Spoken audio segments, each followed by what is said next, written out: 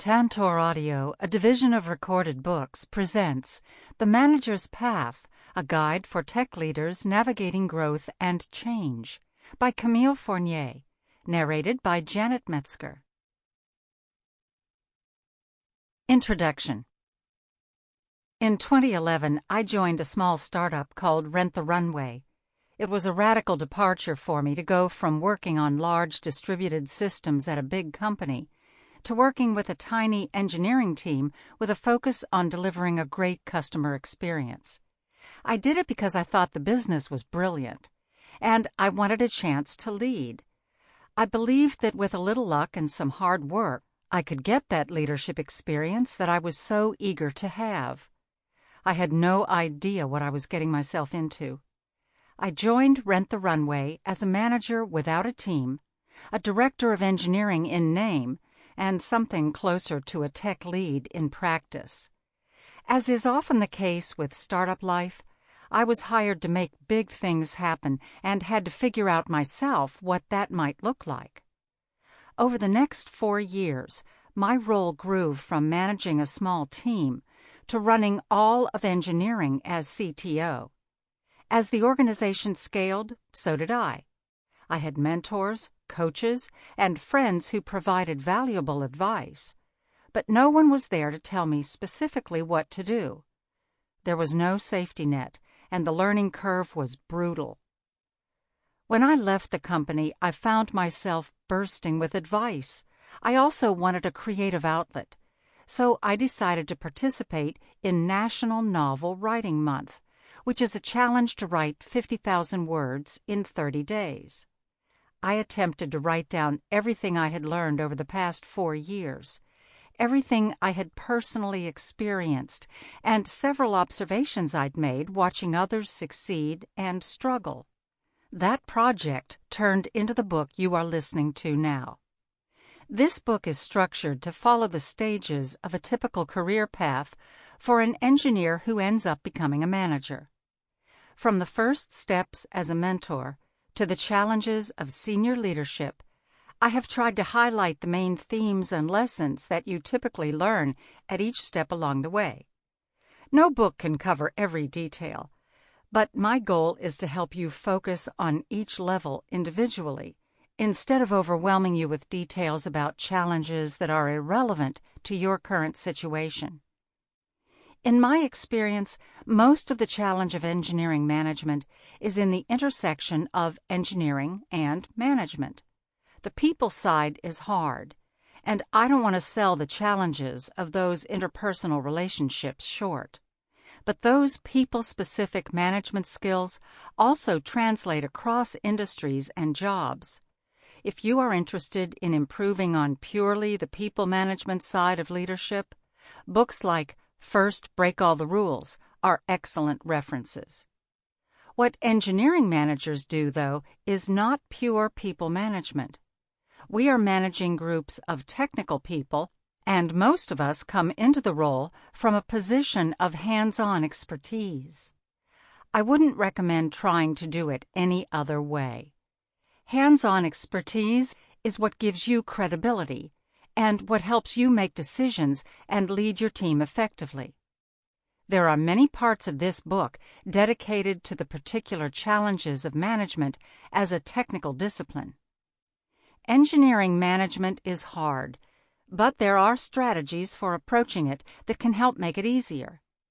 I hope that in hearing this, you get some new ideas for how you might approach the role of engineering management, whether you're just starting out or have been doing it for years. How to listen to this book. This book is separated into chapters that cover increasing levels of management complexity. The first chapter describes the basics of how to be managed and what to expect from a manager. The next 2 chapters cover mentoring and being a tech lead, which are both critical steps on the management path. For the experienced manager, these chapters have some notes on how you might approach managing people in these roles. The following 4 chapters talk about people management, team management, management of multiple teams, and managing managers. The last chapter on the management path, Chapter 8, is all about senior leadership. For the beginning manager, it may be enough to hear the first 3 or 4 chapters for now and skim the rest, returning when you start to face those challenges. For the experienced manager, you may prefer to focus on the chapters around the level that you're currently struggling with. Interspersed throughout are sections with 3 recurring themes. Ask the CTO. These are brief interludes to discuss a specific issue that tends to come up at each of the various levels. Good manager, bad manager. These sections cover common dysfunctions of engineering managers and provide some strategies for identifying these bad habits and overcoming them. Each section is placed in the chapter level that is most likely to correspond to the dysfunction, but these dysfunctions are often seen at every level of experience. Challenging situations. Starting in Chapter 4, I take some time to discuss challenging situations that might come up.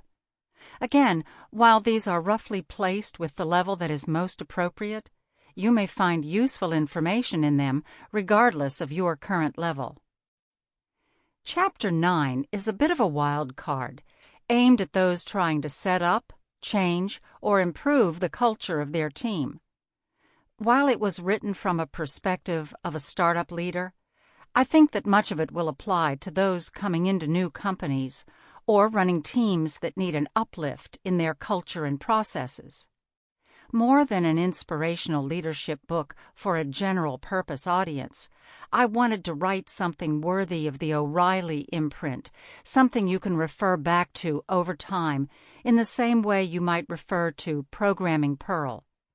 Therefore, think of this book as a reference manual for engineering managers, a book focused on practical tips that I hope will be useful to you throughout your management career. 1. Management 101. The secret of managing is keeping the people who hate you away from the ones who haven't made up their minds. Casey Stengel. You're listening to this book because you want to be a good manager, but do you even know what one looks like? Have you ever had a good manager? If someone were to sit you down and ask you what you should expect from a good manager, could you answer that question? What to expect from a manager. Everyone's first experience of management is on the other side of the table, and the experience of being managed is the foundation on which you build your own management philosophy. Unfortunately, I've come to see that there are people who have never in their careers had a good manager. Friends of mine talk about their best managers as managing them with benign neglect. The engineer just kind of knows what to work on, and the manager just leaves them alone entirely. In the most extreme case, one person reported meeting only twice with his manager in the span of 6 months, one of those times to receive a promotion. Benign neglect isn't so bad when you consider some of the alternatives. There are the neglectful managers who ignore you when you need help and brush your concerns aside, who avoid meeting with you and who never give you feedback, only to tell you suddenly that you are not meeting expectations or not qualified to be promoted. And of course there are micromanagers who question every detail of everything you do and refuse to let you make any decisions on your own. Still worse are actively abusive managers who neglect you until they want to yell at you for something. Sadly, all of these characters are walking around our companies, wreaking havoc on the mental health of their teams. When you believe that these are the only alternatives, a manager who leaves you alone most of the time unless you specifically ask for help doesn't seem so bad at all. There are, however, other options. Managers who care about you as a person and who actively work to help you grow in your career. Managers who teach you important skills and give you valuable feedback. Managers who help you navigate difficult situations, who help you figure out what you need to learn. managers who want you to take their job someday. And most importantly, managers who help you understand what is important to focus on and enable you to have that focus. At a minimum, there are a few tasks that you should expect your manager to perform as needed in order to keep you and your team on track. As you learn what to expect from your manager, you can start to ask for what you need. One-on-one meetings. One-on-one meetings with your direct manager are an essential feature of a good working relationship. However, many managers neglect these meetings or make them feel like a waste of your time. What does it feel like to be on the receiving end of a good one-on-one? One-on-ones serve two purposes. First, they create human connections between you and your manager. That doesn't mean you spend the whole time talking about your hobbies or families or making small talk about the weekend. But letting your manager into your life a little bit is important, because when there are stressful things happening, a death in the family, a new child, a breakup, housing woes, it will be much easier to ask your manager for time off or tell him what you need if he has a context on you as a person. Great managers notice when your normal energy level changes and will hopefully care enough to ask you about it. I am not a buddy-buddy person at work. I feel the need to say this because I think that sometimes we give ourselves a pass at caring about our colleagues because we're introverts or we don't want to make friends at work. You might think that I am the sort who loves to make lots of work friends, and therefore I don't understand how this feels to you. But I assure you, I understand that you don't feel like that human side is all that interesting in the workplace. Being an introvert is not an excuse for making no effort to treat people like real human beings, however. The bedrock of strong teams is human connection, which leads to trust. And trust, real trust, requires the ability and willingness to be vulnerable in front of each other. So, your manager will hopefully treat you like a human who has a life outside of work, and spend a few minutes talking about that life when you meet. The second purpose of a one-on-one is a regular opportunity for you to speak privately with your manager about whatever needs discussing. You should expect your one-on-ones to be scheduled with some predictability so that you can plan for them, because it is not your manager's job to completely control the one-on-one agenda. Sometimes he will, but it is good for you to put a little thought into what you might actually want to discuss before your one-on-one meetings. It is hard to do this if your manager does not regularly meet with you or constantly cancels or changes your one-on-ones. You may not want to do one-on-ones regularly, or you may only need them every few weeks. That's okay, so long as you don't eliminate them completely. Use them as you need them, and if you find that you want to meet more frequently, ask your manager for that. For most people, good one-on-ones are not status meetings. If you are a manager reporting up to senior management, you may use your one-on-one to discuss the status of critical projects, or projects that are still in the nascent stage, where there's not necessarily a lot written down yet. If you're an individual contributor, though, a one-on-one as a status meeting is repetitive and probably boring. If your one-on-one is a dreadful obligation for delivering a boring status report, try using email or chat for that purpose instead to free up the time and bringing some topics of your own to the one-on-one. I encourage you to share the responsibility of having good one-on-ones with your manager. Come with an agenda of things you would like to discuss. Prepare for the time yourself. If he cancels or reschedules on you regularly, push him to find a time that is more stable. And if this isn't possible, verify the day before or that morning for an afternoon meeting that you will be meeting and share with him anything you are interested in discussing so he knows you want to meet. Feedback and workplace guidance. The second thing to expect from your manager is feedback. I'm not just talking about performance reviews, although that is part of it. Inevitably, you will screw up in some fashion, and if your manager is any good, she will let you know quickly that you did. This is going to be uncomfortable, in particular for those new to the workforce who are not used to getting behavioral feedback from anyone but their parents. This can be a pretty disorienting thing to have happen. You do want to get this feedback, though, because the only thing worse than getting behavioral feedback is not getting it at all, or getting it only during your performance review. The sooner you know about your bad habits, the easier they are to correct. This also goes for getting praise. A great manager will notice some of the little things you're doing well in your day-to-day and recognize you for them. Keep track of this feedback, good and bad, and use it when you write your self-review for the year. Ideally, the feedback you get from your manager will be somewhat public if it's praise, and private if it's criticism. If your manager grabs you immediately after a meeting to provide critical feedback, that is not necessarily a sign that your behavior was terrible. Good managers know that delivering feedback quickly is more valuable than waiting for a convenient time to say something. Praising in public is considered to be a best practice because it helps the manager let everyone know that someone has done something laudable and reinforces what positive behavior looks like. If you don't like public praise, tell your manager. It would be great if she asked, but if she doesn't, you shouldn't suffer in silence. There are other types of feedback that you may want to ask for from your manager. If you are giving a presentation, you can ask her to review the content and suggest changes. If you've written a design doc, she should be able to provide ideas of areas for improvement.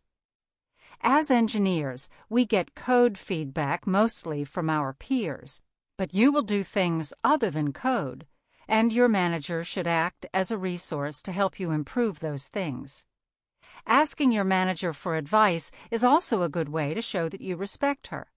People like to feel helpful, and managers are not immune to this sort of flattery. When it comes to your role at the company, your manager needs to be your #1 ally. If you're at a company with a career ladder, sitting down with your manager and asking her what areas you need to focus on to get promoted is usually a good idea if you are actively seeking a promotion. If you're struggling with a teammate or a person on another team, your manager should be there to help you navigate that situation, and she can work with the other person or team as necessary to help you get to resolution. This usually requires you to say something, though. If you don't ask your manager about a promotion, do not expect her to just give you one magically. If you're unhappy with a teammate, your manager may not do anything unless you bring the issue to her attention. It's great when managers can identify and assign stretch projects that will help us grow and learn new things.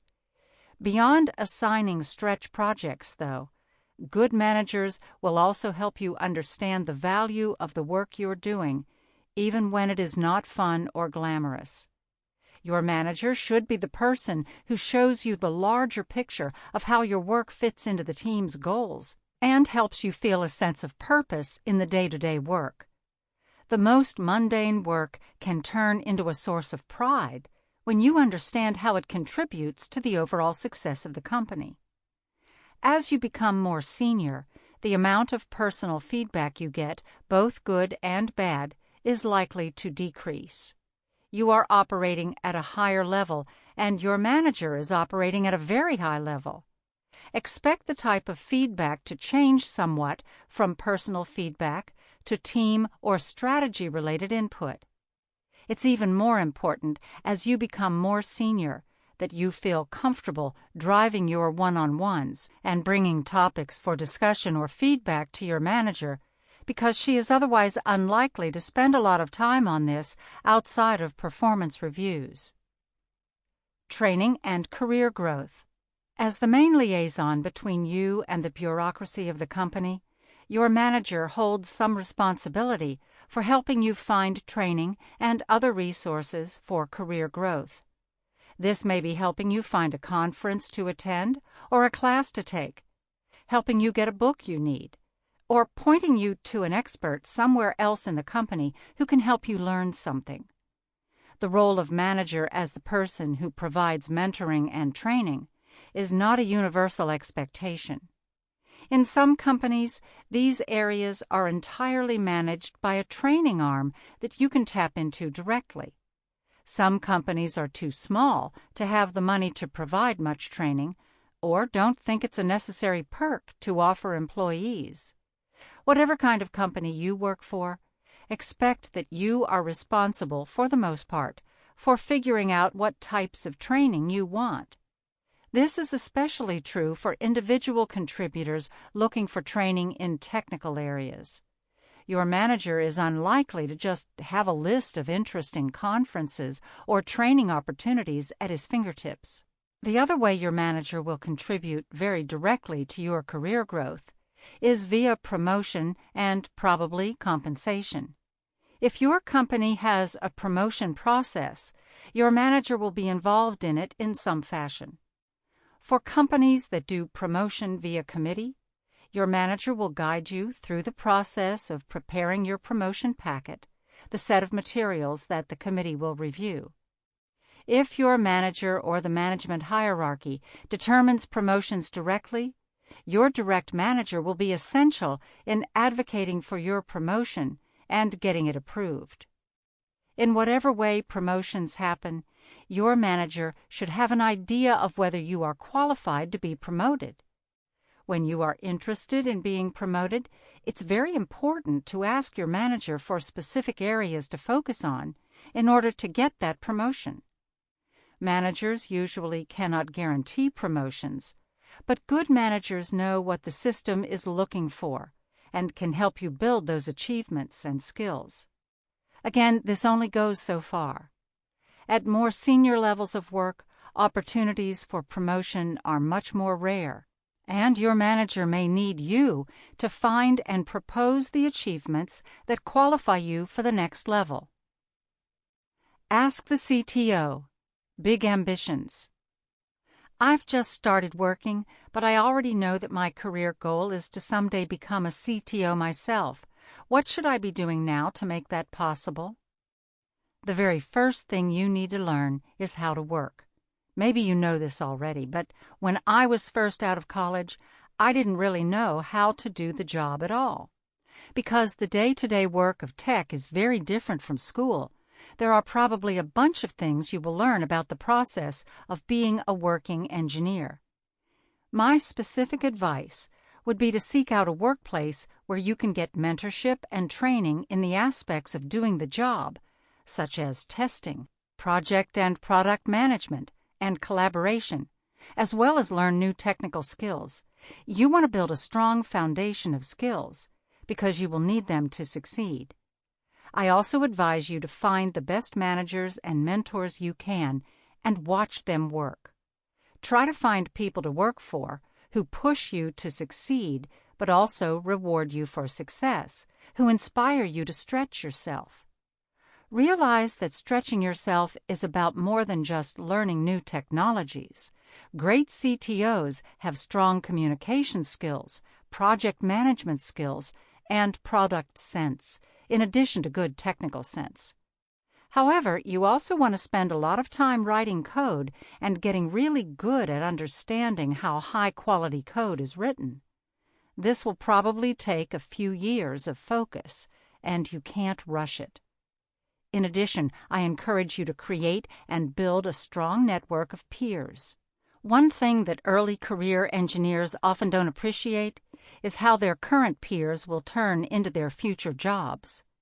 This peer group includes everyone from your schoolmates to your teammates to the people you meet at conferences and meetups. It's okay to be a little bit shy, but most CTOs have to learn how to socialize with all sorts of people and create strong networks across companies. One final thing to realize is that most CTOs are the CTOs of small companies. They are often the technical co-founders of startups. If you want to go down that path, the best thing to do is to work for a company that has a track record of people who have left it to found new companies. This is where you will meet your future co-founders and discover opportunities to get into new companies early. how to be managed. Part of being a good manager is figuring out how to be managed. This is not exactly the same as managing up, although it is related. Developing a sense of ownership and authority for your own experiences at work and not relying on your manager to set the entire tone for your relationship is an important step in owning your career and workplace happiness. Spend time thinking about what you want.